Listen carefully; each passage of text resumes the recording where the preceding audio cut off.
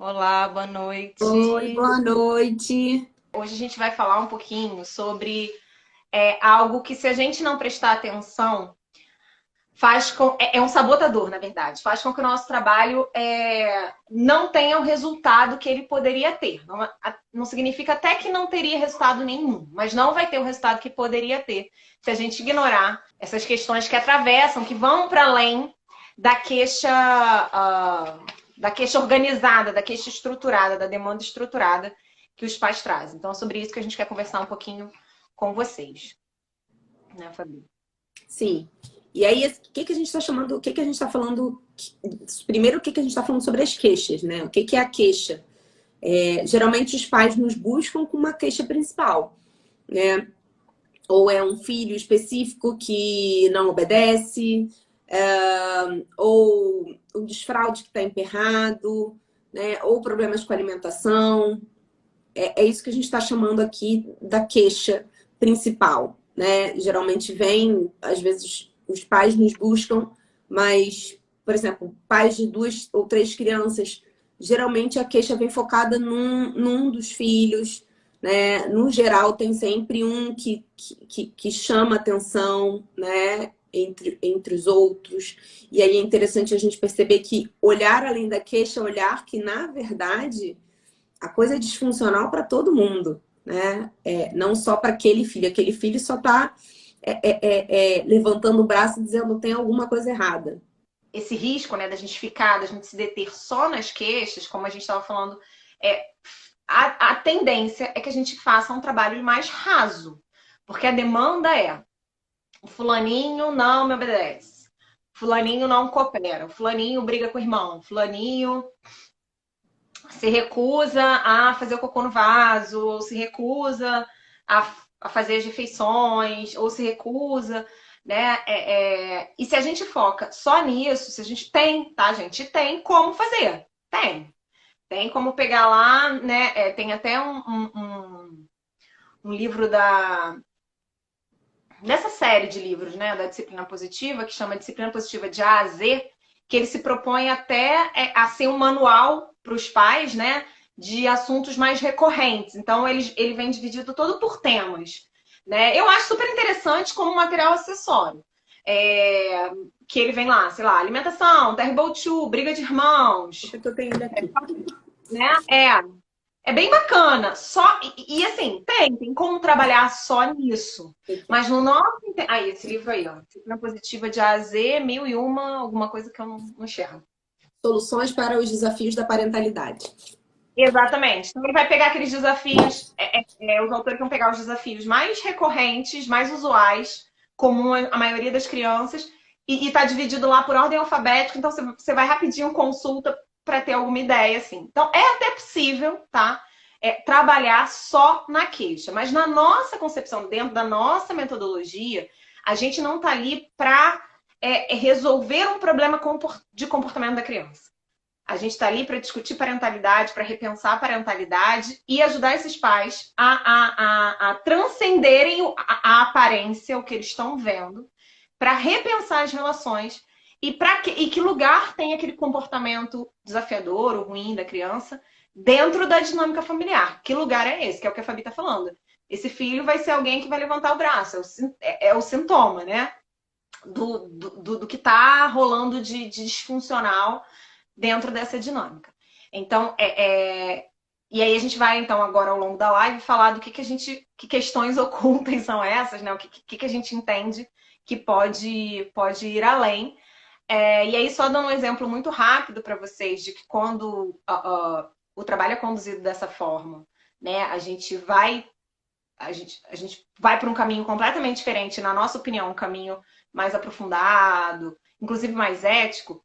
Por exemplo, ontem não, na verdade eu vinha acompanhando uma família com uma questão muito específica, onde o problema era focado na menina, né, na pré-adolescente, e ela, e ela, e ela, e à medida que a gente foi descascando essa cebola, a gente foi vendo que o buraco estava mais embaixo, até que se entendeu, né, e que partiu, inclusive, foi uma descoberto um insight da própria mãe, né, de que a questão maior não era aquela filha, e sim a relação dela com o marido. né? A postura dela é enquanto mãe, de dar conta de tudo, de assumir tudo, e a omissão desse marido. E aí a coisa se encaminhou e ela tá buscando, foi buscar uma terapia de família. E ontem ela me acessou novamente. Ela falou: olha, eu vou interromper para poder dar continuidade a esse trabalho, mas eventualmente eu vou te chamar para alguma questão mais relacionar a minha relação com a minha filha. E aí ela começou a entender que a questão não era a filha, mas a relação que elas nutriam, né? Então, hoje, assim, o trabalho se desdobrou numa terapia de família, de casal, na verdade, para esse casal, e num acompanhamento dessa mãe para olhar a relação dela com a filha. Né? Que relação que ela tinha, que relação que ela quer construir. Então, é um trabalho infinitamente, na nossa opinião, mais amplo, mais aprofundado, e com possibilidade de resultados mais consistentes e duradouros ao longo do tempo, do que se simplesmente a gente focasse na queixa dessa mãe, que era o comportamento, que era a passividade da filha. Passividade da filha diante de algumas situações, o que levou até essa criança a passar por um abuso. Né? Então a situação em si já não era muito simples, a queixa não era muito simples, mas a gente explorou para além dela, entendendo dentro da nossa metodologia que é essa proposta. Tô falando Sim. pra caramba. E eu acho, assim, quando a gente fica muito preso na queixa, no geral, quando eu tô travada no atendimento, quando eu percebo que eu não... Que tem alguns momentos que a complexidade é tanta ali do outro lado, que você fala, né? Às vezes você se vê assim, eu olho para trás e me vejo assim perdida em alguns atendimentos. Falar, meu Deus, eu não sei nem para onde eu olho. E no geral, quando eu me sinto perdida desse jeito, é porque eu estou tentando exclusivamente resolver o problema, resolver a queixa. Né? Eu não estou olhando, eu não estou ampliando e não estou olhando o que está por trás disso, né? E eu acho que é um limitador, né? É um limitador do trabalho. Porque a não ser que seja uma família que já é bem saudável e está ali com uma dificuldade no desfraude, papapá, e você resolveu e tudo bem. Mas são raríssimos os casos que aparecem assim, né? Geralmente a gente vê um problema mais sistêmico, né? Uma questão mais profunda. E aí é que mora o perigo da gente entrar na queixa e se ver perdida, porque eu acho que é uma impossibilidade mesmo de você ignorar tudo que está por trás disso e seguir olhando a queixa. Isso não quer dizer que você vá, por exemplo, fazer uma terapia de casal, uma terapia individual, né? Você vai sempre fazer e puxar o recorte para a parentalidade com esses pais. E muitas vezes, como no caso que a Fabrícia está trazendo, isso vai demandar um outro tipo de trabalho. Né? O que, se você olhar, se você for só olhar para o seu bolso, talvez não seja o mais interessante, mas se você for olhar para o desenvolvimento, para o crescimento daquela família, com certeza será. Eu não estou dizendo que todas as processos de orientações, os processos de orientação parental viram outro processo, né? Sim. Mas a gente também precisa ter maturidade e entender até onde vai o limite, né, do trabalho da parentalidade e até onde essa família vai se beneficiar. Na maioria das vezes, comigo, eles continuam de uma forma mais espaçada o trabalho de parentalidade e aí assumindo também um outro caminho. Exatamente, assim, isso que você estava falando agora, assim, eu tenho um outro exemplo que é de um casal também que eu tô acompanhando e, assim, é bem interessante porque eu até demorei para abordar a queixa principal, né?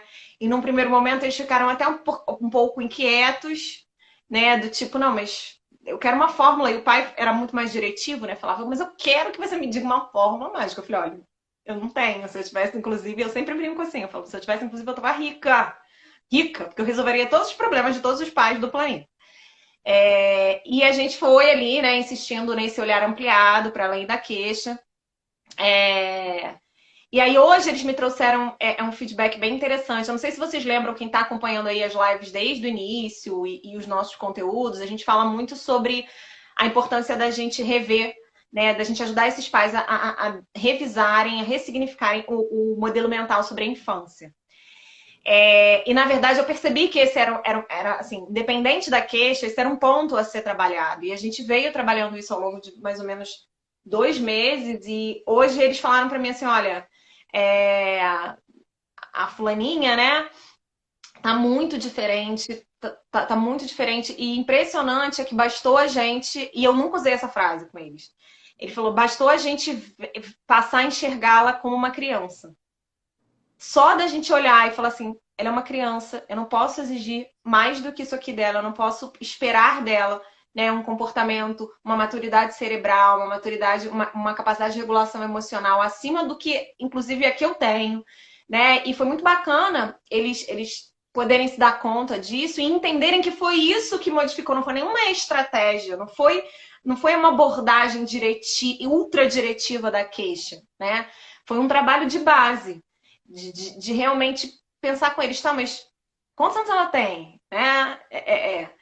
O que vocês estão esperando que ela faça? Vamos olhar para a vidinha dela, o que aconteceu na vida dela até agora? Né? O que a chegada do irmão pode ter representado para ela? Enfim.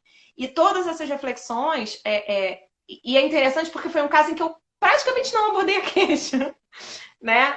Principal deles, mas a gente teve um resultado prático muito, muito interessante indo além, né? Nesse caso específico, podendo ajudá-los a rever esse modelo mental sobre a infância. O que é lindo, né? Porque você poder rever isso você dar chance a eles de que outras coisas sejam revistas no futuro, né? Então você trabalhou não só a questão que esses pais trouxeram, como muito provavelmente agiu de forma preventiva, né? E é disso que a gente fala, né? E é disso que Adler falava lá em 1910, né? Que o trabalho de orientação é um trabalho preventivo ao adoecimento mental. E é lindo isso, lindo de ouvir. Isso é um convite a ampliar o olhar sobre o real. Exatamente. E a gente se perde mesmo, né? A gente se perde nesse olhar. Porque tem muitas coisas atravessadas, né? Então, inclusive a necessidade de acertar, né? A necessidade de acertar naquela criação, naquela criança, faz com que a gente peça a eles mais maturidade do que eles de fato têm, né? Então, acho que a gente podia dar alguns exemplos, né? Do que a gente está chamando de ir além, talvez aí para quem ainda não trabalha com orientação, faça mais sentido a partir do momento em que a gente traga alguns exemplos, né? A gente vai trazer alguns exemplos aleatórios, né? Nada muito específico, porque não cabe aqui a gente trazer casos clínicos, né? Mas, por exemplo, a gente vê pais que nos buscam com problema de autoridade, com dificuldade de autoridade, a criança não respeita, né? Isso eu já atendi vários casos dessa forma, que é quando a gente vai ver dentro do sistema, dentro do sistema familiar existe muita influência da família de origem, né? E aí quando você vê muita influência da família de origem, muita influência das avós, dos avós, você percebe que aqueles pais ainda estão no lugar de filhos e não no lugar de pais de verdade. E aí, como esperar a autoridade de um filho, né? Então, muitas vezes a gente tem que trabalhar nessa conscientização, nessa tomada de responsabilidade, né? Nesse crescimento e amadurecimento que, né, em 30 e poucos anos nunca foi possível. E é muito difícil, né? Você quebrar essa barreira, né? Muitas vezes não é à toa, muitas vezes é porque esse sistema familiar anterior é um sistema familiar muito intrusivo, né? Então, percebe o quanto a queixa eu não tenho, né? Meu filho não me obedece. E a gente podia ensinar milhões de regras. E as milhões de regras iam continuar sendo um filho, né, tentando aplicar as mesmas regras com outro filho. Quando a questão toda, e depois eu vou falar um pouquinho sobre as objeções a esse trabalho, mas não é que a gente não vá trabalhar a queixa, não vá trabalhar, não vá ajudar esses pais, né, na autoridade. A gente vai ajudar, a gente vai dar ferramenta. Mas a gente sabe que aquilo ali é como se fosse a criança bateu com a cabeça, abriu a cabeça e você bota um band-aid, né? Ali vai continuar saindo sangue, não vai fechar o suficiente, machucada. A gente sabe que ali tá só remediando, né? E tudo bem, remediar faz parte de um processo de baixar também a frustração, né? De baixar a ansiedade daqueles pais, vai fazer parte. Mas você precisa sempre olhar além, sempre olhar a partir disso, né? E avaliando o ritmo e o preparo desses pais para você avançar, para você ir avançando. Bom, então eles já entenderam isso aqui, né? A gente fala muito de lançar as sementes, de construir, de arar o campo, né?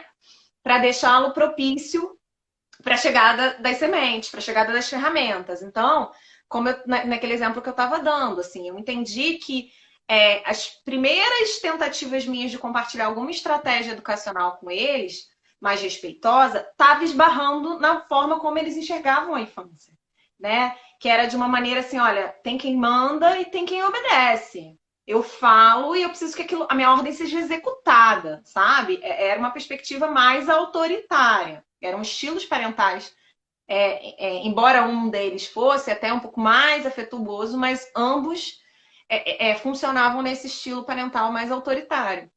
Então, enquanto eu não pusesse aquilo, né, em jogo, aquela reflexão, esse modelo mental que eles tinham sobre o que é ser criança, sobre como a gente se relaciona com uma criança, com as crianças, né? Que lugar elas ocupam, que elas sentem, enfim. Então a gente precisava rever primeiro isso, para que depois, com esse terreno ali melhor trabalhado, né? Com essa base, com essas crenças, aí falando numa linguagem mais da TCC, que essas crenças tivessem sido revisitadas, aí começou a fazer mais sentido as estratégias. Inclusive, eles começaram a ter muitas outras ideias bacanas, né? Estratégias respeitosas, mas que só foram possíveis a partir da gente poder discutir isso. Então, isso que a Fabi falou é um exemplo. Essa questão do modelo mental é uma questão que está sobre a infância, é uma questão que normalmente está além, que a gente precisa revisitar, né? Como cada um exerce, né? Como cada um enxerga esse papel de ser pai, de ser mãe, essa visão também, esse modelo mental sobre maternidade, sobre paternidade. Então, mãe é aquela que se sacrifica, que não dorme, que não come, né? Que vive em função da criança. Isso quer ser uma boa mãe, né? Ser um bom pai 2 pontos. Então, e aí para cada família isso vai variar, mas também são pontos que estão além da queixa e que precisam ser olhados. Sim. E que aí a gente pode falar também né, da rede de apoio, né, dessa família. Tem muitas questões que podem estar por trás de uma queixa. Alguém aí tinha perguntado, agora como eu caí e entrei de novo? 1 minuto, gente, que o meu filho aqui... Pode falar que meu filho que tá na carência. Alguém falou como lidar com a questão da oposição, não como transtorno, né? Eu acho que a gente precisa tomar muito cuidado. E aí, juntando com essa outra pergunta aqui, os pais acham que as crianças fazem algumas coisas para manipular. E eu acho que essa é a mesma ideia. A ideia de uma criança manipuladora é a ideia que faz com que a gente faça tantos diagnósticos de transtorno opositor. Né? É preciso nós psicólogos, precisamos revisitar o nosso modelo mental de infância. Né? Porque a criança, ela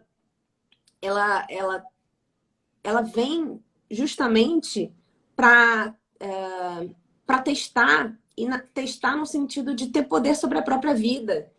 Né? Muitas vezes você vê uma criança muito desafiadora e quando você vai ver, você vê pais muito restritos. Né? pais em que não ouvem. E essa criança ela precisa ter participação né, na própria vida. Então, muito cuidado com esse diagnóstico da oposição. Né? É muito raro você ver uma criança opositora no sentido de ter pouca...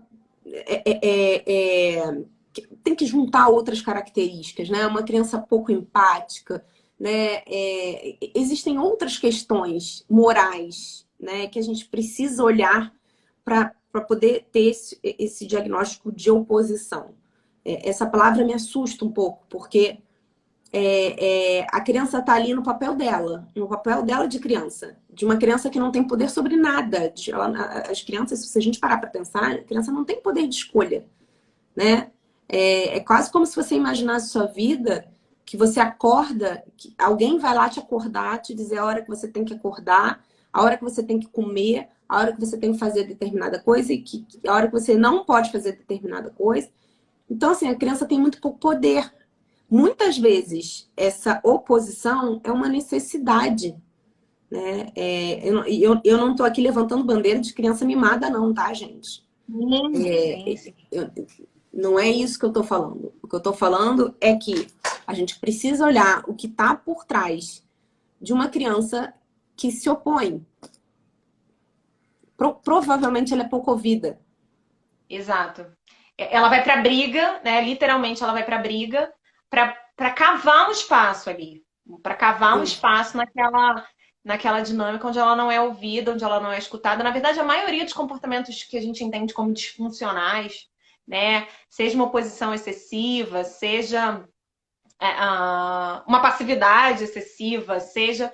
Isso aponta para pouco espaço de poder ser. De poder ser do jeito que ela é, né? Ainda que a vontade dela não seja feita, né? A Jane até fala, né, num dos livros, que a gente vai atender às necessidades da criança, não necessariamente os desejos dela, né? Sim. E a gente precisa ser capaz de discutir isso com os pais, de mostrar isso para os pais, porque ser ouvida não é um desejo simplesmente, é uma necessidade. Imagine a sua vida, né? E quando a gente trabalha com os pais essa questão da empatia, a gente sempre devolve para eles. Imagina a sua vida se você não pudesse opinar sobre absolutamente nada, né? E é por isso que existe, e é entendendo que há essa necessidade da criança, que, por exemplo, existe a técnica, a ferramenta das escolhas limitadas, né? Onde a gente, adulto, que conhece as consequências, as nuances de cada escolha melhor, em alguns momentos melhor do que a criança, a gente oferece para ela opções limitadas, porque a gente não vai deixar ela fazer qualquer coisa, por exemplo, comer sorvete na hora do almoço, mas talvez ela possa comer o sorvete, comer o sorvete, possa escolher qual é o legume que ela vai comer, ou se ela vai, naquele dia ela não vai comer o feijão, se isso é opcional, se isso for possível, né, dentro das escolhas dietéticas ali daquela família. E aí, pensando no jeito errado, né? O que seria errado? O que seria, por exemplo, trabalhar só na queixa, né? Olhar, e eu acho que é um olhar que a gente tem, às vezes, a tendência, principalmente quando a gente é mais nova, assim, né? Mais... com menos vivência da própria maternidade também. A gente tem a tendência de ter uma ideia muito causal, né? Do tipo, ele é mimado porque você deixa ele escolher, né? Como se fosse muito simples. E um sistema familiar, o que está ali na nossa frente é muito mais complexo do que isso, né? Vai muito além dessa frase. Ele é mimado porque os pais permitem, porque os pais deixam, né?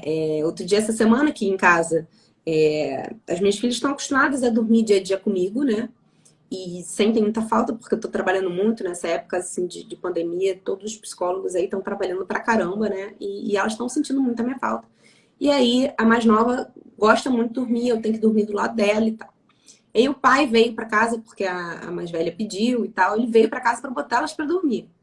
E aí foi um escândalo, porque a Catarina aceitou e a Isabela não aceitou de jeito nenhum. E aí eu desci, eu falei, não, filha, seu pai vai te botar pra dormir, ele gosta e tal, daí desci. Cara, eu desci, no que eu ouvi a menina esmurrar a porta. Meu marido trancou a porta, porque ele achou que ela ia sair. E ela batia assim, batia e mexia na coisa. E aí eu sabia que eu ia irritá-lo, porque o fato de eu voltar irrita muito ele, porque eu acho que expõe o fato dela não querer estar ali, né? Ao mesmo tempo, eu não estava aguentando ver aquilo, né? Porque é muito natural que ela durma todos os dias comigo e que estranhe, né? Eu não acho que isso vai ser para sempre, eu acho que isso é uma fase dela, que ela tá mais apegada. Eu sabendo o recorte disso, eu entendo que é uma fase. E aí eu entrei, né? Enfim, ficou chateado e tal. Mas e depois a gente foi conversar sobre isso, né? Sobre ela só fazer isso porque eu vou. Eu falei, não, não é isso. Não é tão causal assim. Existe todo né, outros porquês dela fazer isso. E existe uma outra forma. E o que eu fiz nesse dia, né? Só para finalizar. Nesse dia, ele falou, não, não vou, então vai dormir com ela no quarto dela. Me expulsou do quarto. Aí eu fui pro quarto e ela falou, eu quero dormir com a mamãe e com o papai. Ou seja, não é que ela não queria dormir com o pai. Ela queria que eu tivesse. Falei, bom, então você vai lá e pede pra ele, né? Que eu não sou doida de entrar naquele quarto. Aí ela entrou, pediu. E aí eu falei, filha, então vamos fazer o seguinte, a mamãe vai ficar aqui enquanto o papai conta a história. Depois a mamãe vai sair. E ela, tá bom. E eu ouvi a história toda. E na hora dela dormir, eu falei, filha, agora a mamãe vai sair. E saí. E ela permitiu. Então foi uma forma no meio do caminho que eu achei de eu não vê-la bater a porta, né? E aí, por que eu tô trazendo isso quando eu tô falando de causalidade? Porque assim, uma pessoa que enxerga esse recorte de fora vai pensar, a criança é mimada porque ela faz isso. Porque ela tá fazendo as vontades dela, né? Então, mas está muito além disso. Está muito além de eu fazer. Não faço as vontades dela o tempo todo.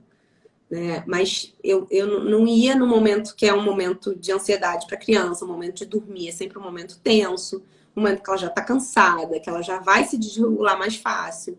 Né? Não vou deixar ela no chão batendo, socando a porta, num nível de sofrimento emocional daquele. Né? Então, eu só queria trazer esse exemplo da forma criativa que eu achei para achar um meio do caminho, que ela dormisse com o pai, que ela aos poucos fosse se reacostumando, porque na época do isolamento ele que botava para dormir todos os dias, inclusive eu nem podia entrar no quarto, a história era ao contrário, né? Agora que ele trabalha fora de casa, ele chega mais tarde, não bota elas para dormir, né? E foi uma forma de eu achar de voltar a adaptar isso, mas de não deixar ela sofrendo, né? Então, é só para falar um pouquinho sobre a causalidade. Se alguma psicóloga ouve isso, né? Se uma psicóloga com essa ideia fixa de causa e efeito ouve uma reclamação dessa, na nossa cabeça já vai taxar essa mãe como uma mãe que mima, que faz as vontades, né? E tem outras questões. Tem sempre outras questões, tem sempre muitas outras questões. Então, eu acho que a gente focar na queixa, sim, facilita uma análise rasa. Sempre uma análise rasa, uma análise que tende ao julgamento, né? Que tende a uma visão de que aquela mãe está fazendo errado, que você, profissional, é que sabe o que é certo.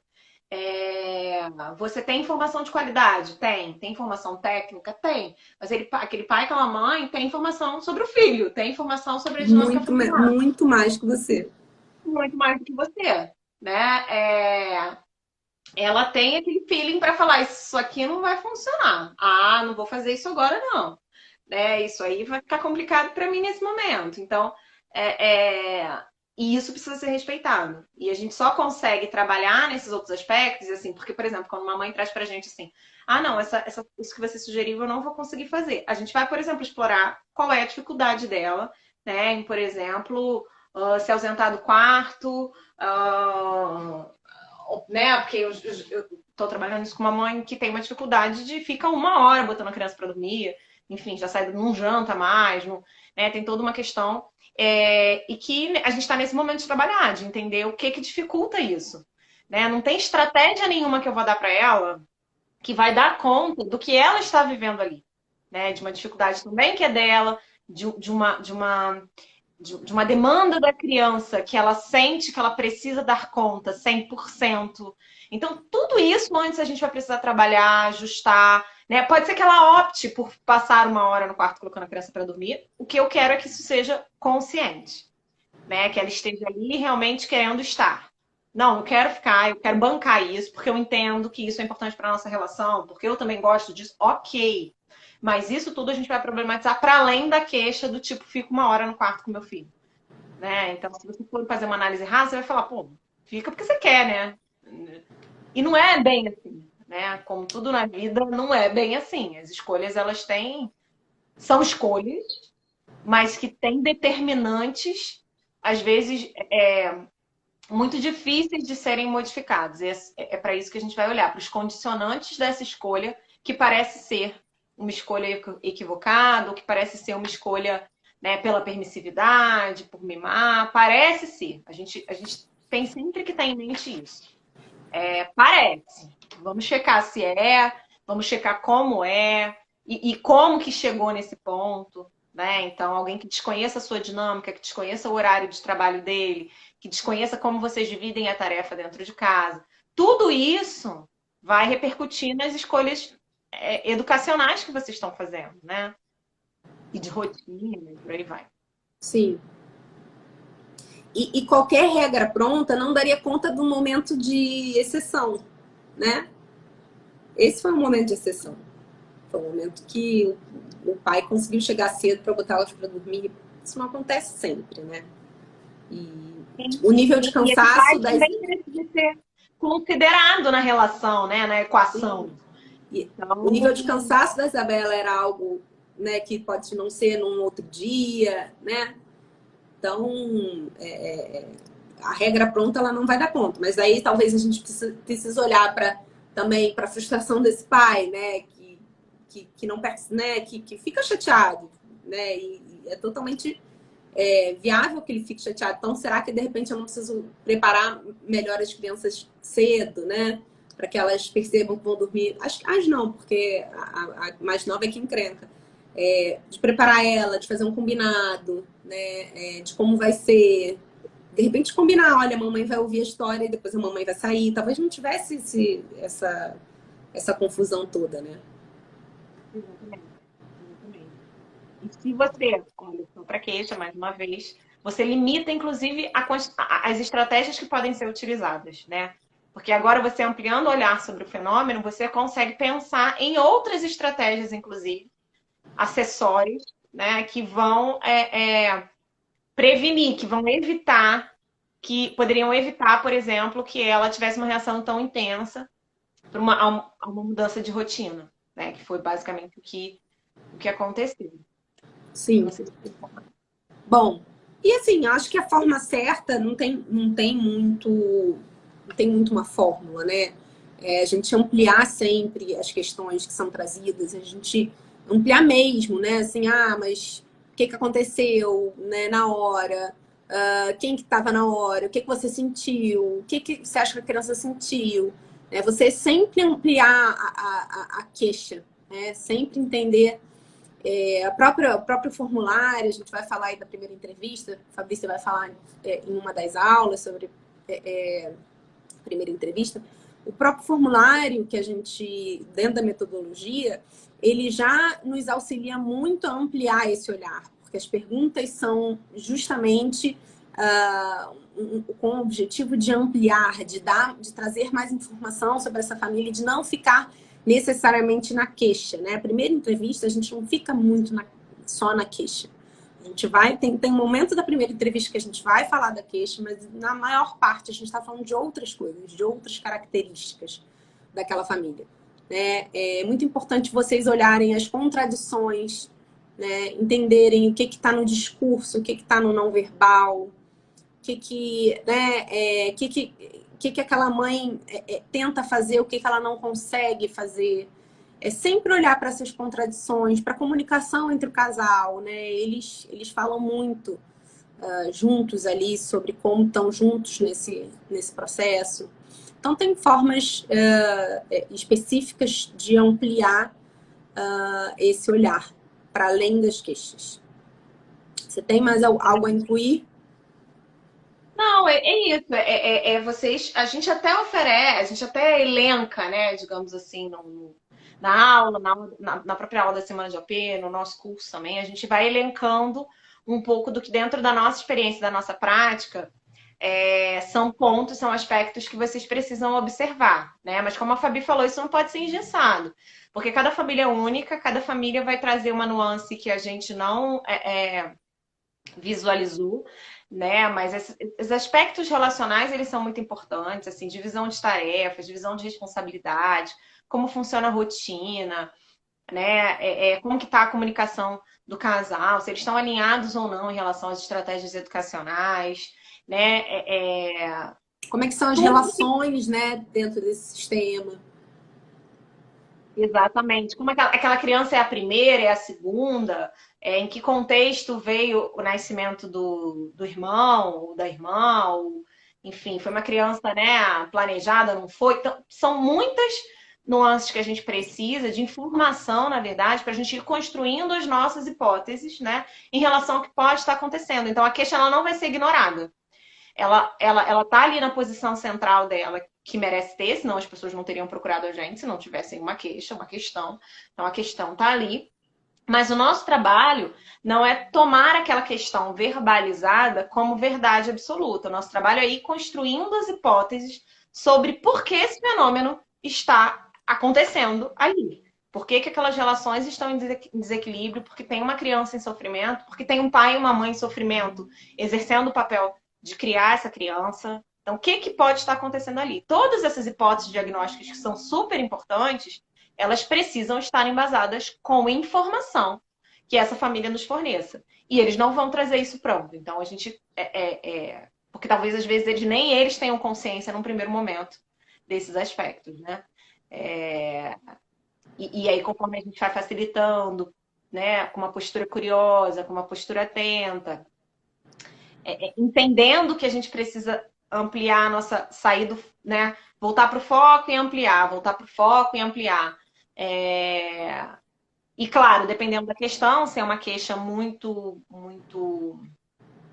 emergencial, a gente vai sim já dar algum caminho das pedras para que eles para que a coisa caminhe para uma resolutividade, mas mesmo as questões mais emergenciais, às vezes a gente não dá conta com a estratégia, né? Porque a gente precisa trabalhar outros aspectos. Eu lembro de um caso que eu comecei a atender que a queixa era a criança já tinha desfraudado, começou durante a pandemia, começou a segurar, né, as fezes e aí, de tanto segurar, fazia na roupa. E aí a queixa trazida foi essa, e dessa forma, eu não sei o que aconteceu, era tudo ótimo, começou a pandemia, começou esse problema, né? Então, o que seria uma leitura rasa? Um foco na queixa. Bom, vamos resolver, vamos buscar estratégias para essa criança parar de ter fobia do banheiro, para essa criança se reconectar com o próprio corpo e perceber a sensação, né? E vamos levar essa criança para o banheiro, para fazer cocô no banheiro. Né? Claro que eu até conversei com essa mãe sobre algumas estratégias que ela está aplicando, né? De ter um momento dentro da rotina, por exemplo, para ir ao banheiro. Então, assim, ó, é uma coisa que todo mundo faz, que faz todos os dias. Então, né, antes do almoço, depois do café, enfim, a gente vai ser o seu horáriozinho para ficar sentado lá, se fizer o que. Até dei um caminho das pedras ali. Mas eu fiz uma pergunta, porque esse relato dela, né, começou a pandemia, eu não sei o que aconteceu. Eu falei, então me conta o que aconteceu quando começou a pandemia. O que aconteceu na vida de vocês, né? Aí essa mãe começa a me narrar que da noite pro dia ela saiu da cidade onde ela morava, foi ficar na casa da mãe, que era no interior, né? E aí não só isso aconteceu, como o pai, que era com quem essa criança era muito apegado. Eles ficaram um tempo em isolamento, mas depois são profissionais liberais, precisaram voltar a trabalhar. Então, esse pai foi trabalhar numa outra cidade. Então, assim, sei lá, num espaço de 3 meses, essa criança mudou de casa saiu da escola, é, perdeu a convivência cotidiana com o pai, né? E aí a gente começa a pensar que não foi do nada, que assim, né? Essa criança precisa ter algum controle na vida dela. E aí eu perguntei, essas mudanças elas foram comunicadas? Não, não foram comunicadas. Então, assim, não houve essa criança perdeu completamente, talvez tenha perdido, que é a hipótese com a qual eu estou trabalhando, de que essa criança tenha perdido a sensação de que o mundo é um lugar previsível e que ela precise fazer alguma coisa, né, alguma coisa precisa estar no controle dela, porque ela está completamente sem controle. Ora ela está num lugar, ora ela está no outro, ora ela tem pai, ora ela não tem pai, ora a mãe também vai trabalhar em outro estado, ela fica com a avó e com a tia, enfim. É, é, é claro que é uma hipótese, pode não ser isso, pode não ser isso.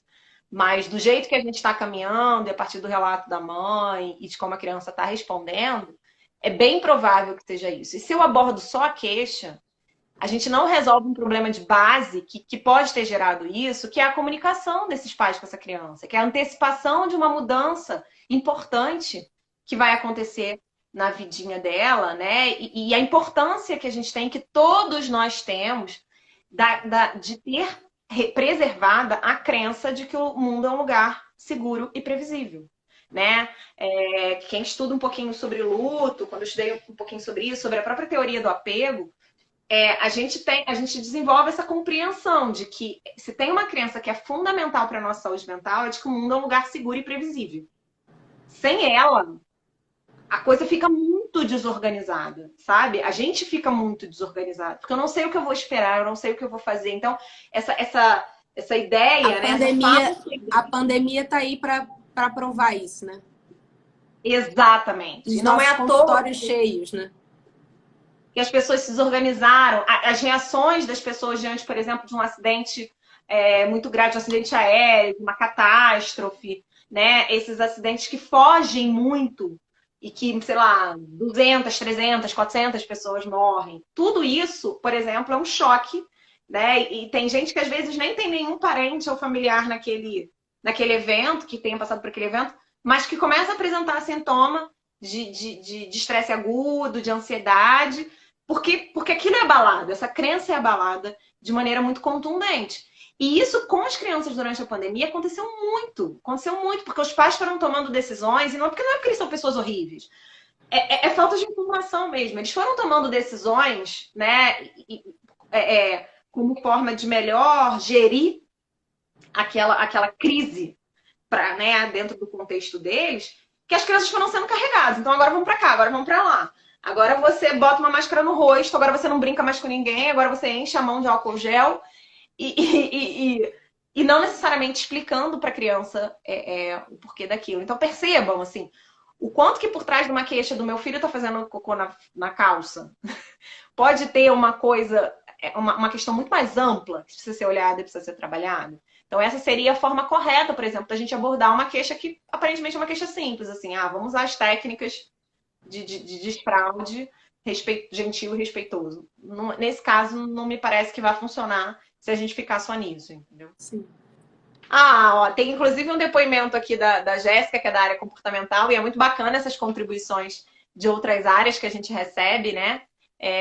Porque vai mostrando, inclusive, que a nossa metodologia, ela pode ser lida, né, a partir do olhar de outras abordagens. Ela está colocando, sou da área comportamental, o que sei é que a maioria dos comportamentos que se mantém por meio de... a maioria dos comportamentos que se mantém por meio de reforçadores. É um trabalho de muita observação e cuidado. Exatamente. Dentro dessa leitura comportamental, imagino eu, se eu estiver falando besteiras e falo, tem ali todos aqueles aspectos que estão condicionando a manutenção de um determinado comportamento. Se a gente... e aí a proposta não é eliminar o comportamento, é trabalhar nesses condicionantes, né? Para que para que outros comportamentos sejam possíveis, para que outras expressões comportamentais sejam possíveis, né? Quando a gente muda aí as condições do campo, que é o que a gente está propondo com o trabalho de orientação parental. A Lucimara também coloca, quando os pais se separam também, os filhos ficam perdidos. Sim, porque normalmente essa separação não é... Né? A gente carece de inteligência emocional, na verdade, nós adultos, inclusive, nas nossas relações. Né? E é por isso que a gente, com o trabalho de orientação parental, fica um pouquinho tentando mudar o mundo. E eu brinco, eu falo, ó, gente, as estratégias para usar com as crianças servem para os adultos também, né? Então, normalmente esse processo de separação, até por tudo que envolve, por toda a mágoa, que às vezes acontece, mesmo quando não tem mágoa, mas tem o luto daquela relação, enfim. Às vezes, na tentativa até de poupar a criança, essa criança não é muito informada, né? Ela fica ali meio que pescando e interpretando do jeito que ela pode. Então, é um momento que as crianças costumam ficar muito perdidas porque não recebem informação mesmo do que está acontecendo. E aí, de repente, alguém faz uma mala e sai de casa, ou ela precisa mudar de casa. E mesmo sendo avisada, mesmo com tudo, né? A separação é sempre uma questão para a criança, né? Sempre um momento delicado. A orientação parental, para quem não sabe, para quem está chegando agora para ouvir esse tema, ela não é um campo de trabalho exclusivo do psicólogo. Não existe nenhuma regulamentação nesse sentido. Eu acho que nem precisa ter, tá? Todo mundo tem seu espaço. E aí a gente tem muitas pessoas que executam esse trabalho que são profissionais de outras áreas, às vezes nem são da área de humanas, ou são mães, né, que começaram, enfim, que foram muito impactadas pela maternidade, que viveram, né, suas questões da parentalidade, que hoje querem ajudar outras mães. Enfim, a gente tem muitas pessoas com diversas formações, ou até mesmo sem formação, apenas com a experiência. Apenas não, já é muita coisa. Com a experiência da maternidade, se aventurando a falar sobre isso. E ajudar, e propor trabalhos, workshops, palestras, mentorias e por aí vai.